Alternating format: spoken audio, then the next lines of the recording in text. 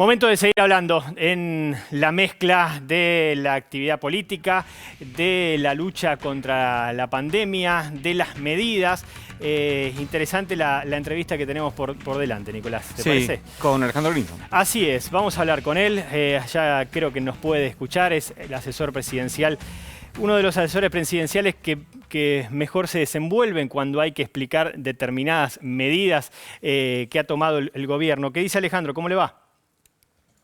Hola, ¿qué tal? Mucho gusto, ¿cómo están? Muy bien, el gusto también es nuestro. Cuéntenos, el saldo de estos días, si es que ya se puede hacer un saldo, es todo muy cercano, y también cuánto cuesta una medida que puede ser analizada como impopular, ¿no? Una medida que se sabe que no son las medidas que está escuchando, que quiere escuchar la gente. Bueno, en primer lugar, creo que hay un altísimo cumplimiento por parte de la población de las medidas dispuestas por el presidente. Creo que un gran logro del presidente el jueves pasado y en los días posteriores es que con un gran consenso logrado por él con los gobernadores y gobernadoras, se logró, digamos, de alguna manera salir por arriba del laberinto que algunos habían intentado generar en las semanas previas, ¿no? Rápidamente, recordemos que hace 2 meses, un poco más de 2 meses ya que el presidente avisó que estaba llegando la segunda ola y que había que reforzar los cuidados, después tomó medidas y bueno, ahí ya lo explicó muy claramente. Tuvimos varios problemas, algunas jurisdicciones no cumplieron, otras cumplieron más tarde, otras no controlaron. Y entonces pasó lo que pasó con los casos, ¿no? Pasó lo que pasó con los contagios y con el sistema de salud en distintos lugares del país en muy alta tensión y por lo tanto era imperioso tomar una medida de este tipo, con un cronograma muy claro, muy específico, y creo que hay un gran acompañamiento por parte de la sociedad y espero que esto se mantenga así porque realmente necesitamos comprender que esta semana es la semana que más dosis de vacunas están llegando a la Argentina, entre las que ya llegaron y las que van a llegar, y que la Argentina está vacunando y está aumentando el ritmo de vacunación, y eso es muy significativo porque necesitamos tener claro que maximizando los cuidados los próximos meses vamos a dar pasos sustanciales, por ejemplo, llegar al invierno con todas las personas de riesgo vacunadas. Le preguntaba si cuesta, si cuesta y cuánto cuesta una medida que seguramente no son las que quiere escuchar la gente, porque hay algo obvio, ¿no? Hay algo lógico. Si fuese solamente, si hubiese que regirse solamente por los números de la pandemia, obviamente que las medidas serían más amplias en el tiempo, más extendidas en el tiempo, hubiesen sido tomadas antes. ¿Cómo se balancea todas las necesidades de los distintos rubros? Sí, completamente de acuerdo con lo que usted dice. Eh, si uno se rigiera exclusivamente por la dimensión epidemiológica y sanitaria, la Argentina estaría en cuarentena total. Ujú. Lo que sucede es que por un lado están las dimensiones económicos, sociales y una mirada integral de todo lo que hemos atravesado y lo que se ha aprendido también de la experiencia del 2020. Acordémonos que esto es gobernar lo desconocido y que vamos aprendiendo constantemente y en ese sentido, atendiendo al conjunto de los criterios, se envió la ley al Congreso. Como usted bien dice, es una ley que establece zonas del país en función de la situación sanitaria y medidas que pueden tomar los gobernadores, las gobernadoras, el presidente de la Nación en ciertas situaciones extremas. Ahora, como usted dijo perfectamente, son medidas que muchas veces todas las restricciones por ahí no son lo que más miden las encuestas. Yo lo que le puedo asegurar es que el presidente de la Nación no va a tomar decisiones sin tomar en cuenta, por un lado, esta realidad integral de lo sanitario, con lo social y con lo económico, lo educativo, y por el otro lado, no va, en ningún momento va a tomar medidas mirando las encuestas, porque si fuera mirando las encuestas, quizá en algún momento la sociedad piensa que, o las encuestas dicen que la sociedad piensa que habría que cuidarse menos y tener menos restricciones. Pero nosotros necesitamos que el presidente de la Nación y todas las autoridades del país tomen las medidas que son correctas para este momento epidemiológico que estamos atravesando, y eso lo podemos inferir no solamente de nuestro aprendizaje, sino también de toda la experiencia internacional que hay. Alejandro, yo me quedé con una parábola futbolera que hizo el ministro Ferraresi en Ensenada, donde dijo que el gobierno tenía que prepararse para jugar el partido que le tocaba jugar. Dio a entender que necesitaba un poco más de pierna fuerte el gobierno. La denuncia del presidente Alberto Fernández, o la reacción a través de una denuncia a lo que fue la declaración de Patricia Bullrich respecto a Pfizer, ¿es el gobierno jugando con un poco de pierna más fuerte? Hay límites que no se pueden cruzar.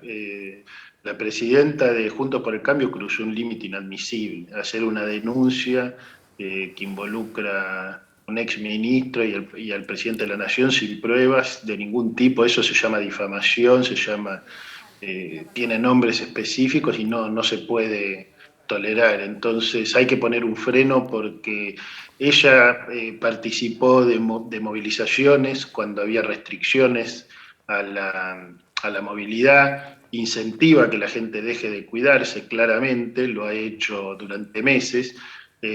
Todo el tiempo falsifica información, miente descaradamente, y ahora pretende incluso involucrar a las autoridades elegidas democráticamente. Mire, si hay algo que marca y que caracteriza a todo el gobierno que preside Alberto Fernández, es que no hay hecho de corrupción.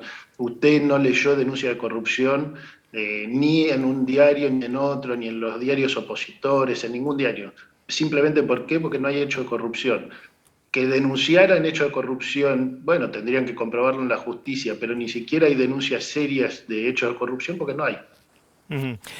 Coincide, Alejandro, en que es difícil pensar para el gobierno en un gran septiembre y en un gran noviembre, hablo de paso y elecciones definitivas, si no suceden dos éxitos: el éxito del gobierno contra la pandemia y el del ciudadano contra la inflación. Es decir, que el gobierno pueda ganarle a esta tremenda pandemia con la cual es tan difícil tener un resultado positivo, pero también si al ciudadano le genera tanto problema el mes a mes ir al supermercado y cubrir su heladera.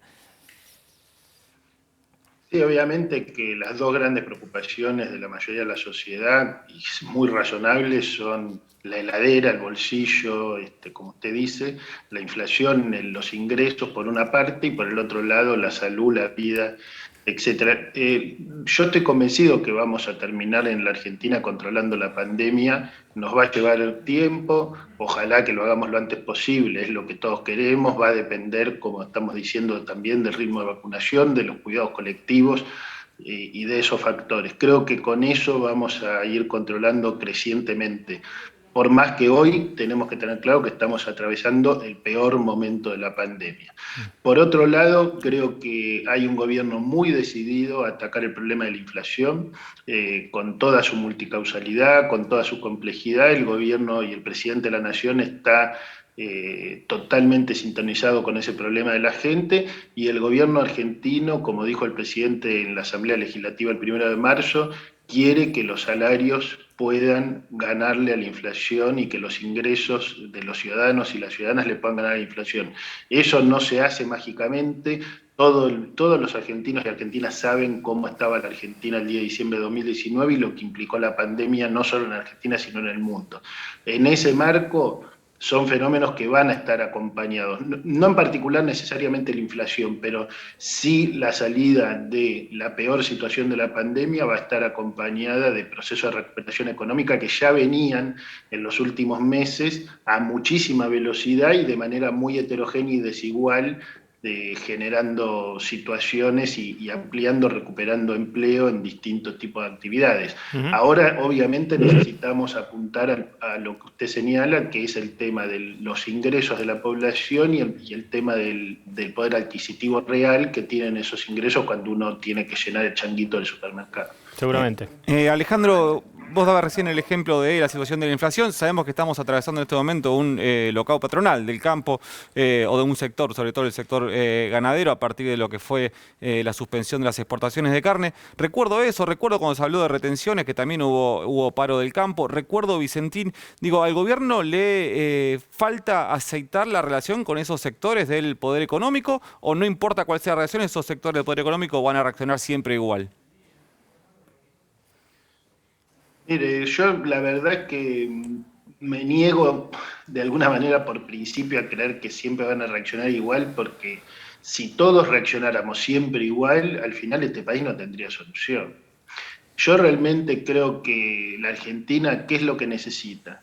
Que todos podamos darnos cuenta de que vivimos en una comunidad donde hay un 42% de pobres, donde tenemos el problema de la pobreza en los niños y las niñas de manera muy, muy grave, y que tenemos todos distintas situaciones. Les pido, por favor, a aquellos que tienen problemas y dificultades, pero que no están entre los sectores más empobrecidos del país, que tengan un gesto y una actitud constructiva para poder resolver esto. Yo sé que los ministros del gabinete están trabajando activamente para intentar que la prohibición de las exportaciones sean lo más breves posibles y de encontrar una salida positiva.